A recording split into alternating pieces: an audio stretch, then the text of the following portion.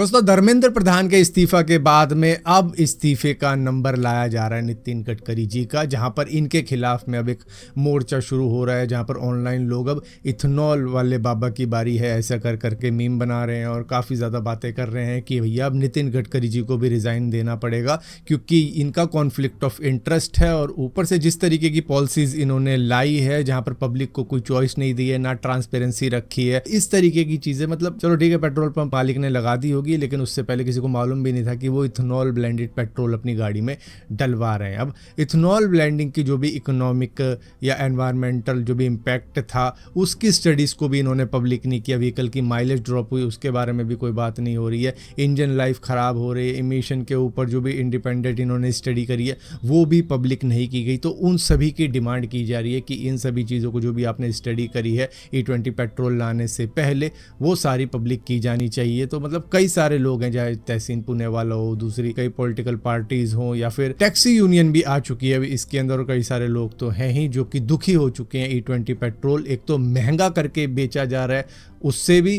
क्योंकि देखो normal petrol करीबन 50 रुपये का होता है, लेकिन टैक्सेस वैक्सेस ये सब लगा लोगों के हमको ऑलमोस्ट इथेनॉल ब्लेंड भी मिला के महंगा ही पड़ रहा है। जबकि ये कह रहे थे कि भैया इथेनॉल आएगा तो पेट्रोल 15 रुपये हो जाएगा। 15 छोड़ो, ये तो 15 को 10x करके 150 रुपये करने की फिराक में लग रहे हैं। सो यहाँ पर अब जनता की आवाज़ नितिन गडकरी जी का रिजाइन मांग रही है और नितिन गडकरी जी बॉम्बे हाई कोर्ट में पहुंच चुके हैं, जहाँ पर उन्होंने फेसबुक, इंस्टाग्राम, ट्विटर, गूगल के खिलाफ में सिविल सूट दाखिल कर दिया है कि भैया यहाँ पर मेरे खिलाफ में जो वीडियोस डाली जा रही है उसमें मेरा फेस यूज़ किया जा रहा है, डीप फेक लगाया जा रहा है, मैनिपुलेटेड पोस्ट डाली जा रही है जिसमें उन्हें और उनके परिवार को E20 इथेनॉल पॉलिसीज से फाइनेंशियल बेनिफिट हो रहा है, जो कि ये झूठ बता रहे हैं कि ऐसा कुछ भी नहीं है। इन्होंने कह दिया है कि इन सारी वीडियोस को हटवाओ, फेसबुक, इंस्टाग्राम, एक्स, गूगल जहाँ पर भी डल रखी है भैया वहाँ से हटवाओ। इन्होंने कहा कि भैया E20 ब्लेंडेड पेट्रोलियम उनकी मिनिस्ट्री का प्रोजेक्ट नहीं है, ये मिनिस्ट्री तो पेट्रोलियम और नेचुरल गैस हैंडल करते हैं, तो इसमें मुझे क्यों घसीटा जा रहा है, जबकि ये खुद बढ़ चढ़कर इथेनॉल इथेनॉल इथेनॉल इथेनॉल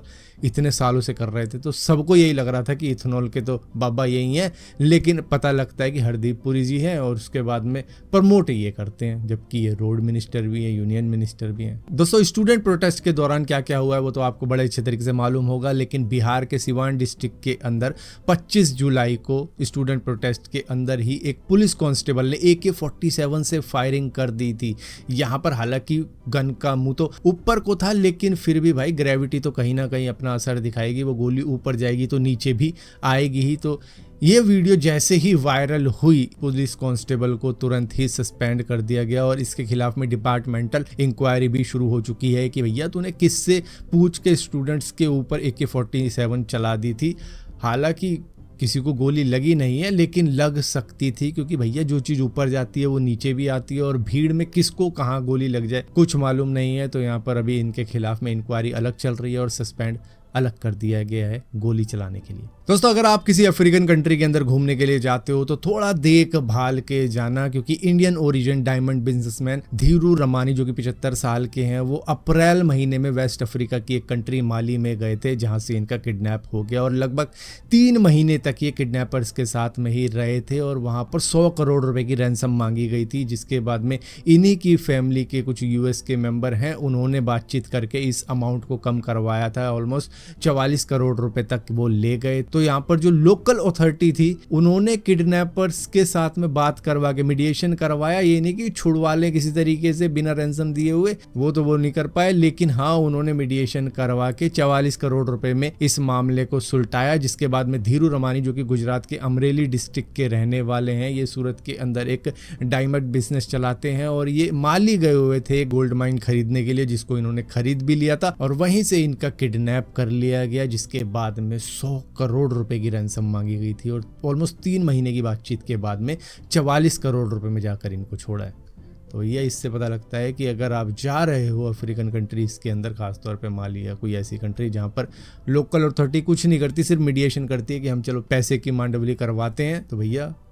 सोच समझ के जाना। दोस्तों, US और यूरोप के अंदर OnePlus के बंद हो जाने के बाद में ये भी खबर आ रही थी कि इंडिया के अंदर भी शायद धीरे धीरे अपना बिजनेस क्लोज करेंगे, लेकिन भैया OnePlus ने अपना बजट सेगमेंट का smartphone OnePlus N6X 5G launch करने वाले हैं, जो कि करीबन 31 जुलाई 2026 को लॉन्च किया जाएगा, जिसके अंदर बड़ी बैटरी डाली गई है 7000 mAh की सिलिकॉन कार्बन बैटरी, जो कि आजकल ज़्यादातर कंपनीज कर रही है। मतलब वो 5000 mAh वाली बैटरी ना देकर 7000, 8000, 9000 तक पे जा रही है, जो कि अभी रिसेंटली 1-2 फ़ोन लॉन्च हुए हैं, उसके अंदर यही पता लगा कि भैया बड़ी बैटरी दे रहे हैं जिससे कि फ़ोन एटलीस्ट 2 दिन चल जाए सिंगल चार्ज पे। और रही बात पैसे की, तो भैया इसका प्राइस 20,000 के आसपास में रहने वाला है। दोस्तों, सलमान खान की एक बायोग्राफी आने वाली थी जो कि अनऑफिशियल है। खुद सलमान खान ने इसके ऊपर केस डाल दिया था, जो है काला हिरन द बैटल ऑफ लेगेसी। अब दिल्ली हाई कोर्ट के अंदर ये केस गया था, जहां पर अब दिल्ली हाई कोर्ट के अंदर सलमान खान जीत गए हैं। कहा गया है कि भैया 24 घंटे के अंदर इस फिल्म का टीजर इंटरनेट से हटाया जाना चाहिए, क्योंकि सलमान खान ने अपने पर्सनैलिटी राइट के अंदर ये केस पूरा लड़ा था कि भैया ये फिल्म मेरे ऊपर ही इन्होंने बना दी है, जहाँ पर ये जो ब्लू ब्रेसलेट है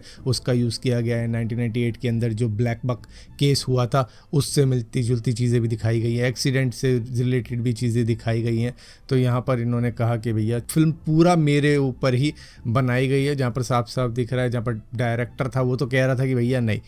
ये फिल्म हमने इनके ऊपर नहीं बनाई, ना ही इनका कोई राइट है उस ब्लू ब्रेसलेट के ऊपर। और जो केस ये ब्लैक बक का, तो भैया वो हमारा काल्पनिक एक कैरेक्टर है जिसके ऊपर हमने ये पूरी फिल्म बनाई है, और आर्टिस्टिक फ्रीडम और फ्रीडम ऑफ एक्सप्रेशन होना चाहिए। जहाँ पर अब ये कह रहे हैं कि भैया मैं सुप्रीम कोर्ट जाऊँगा दिल्ली हाई कोर्ट में हारने के बाद में, जहाँ पर सलमान खान नहीं चाहते ये फिल्म रिलीज़ हो, और डायरेक्टर कह रहा है कि भैया हम तो चाहते हैं फिल्म रिलीज़ हो। फिलहाल के लिए इस टीज़र को हटाने का तो ऑर्डर दिल्ली हाई कोर्ट ने दे दिया। अगर स्टे मिलता है तो शायद ये बच जाए, वरना हटेगा ये।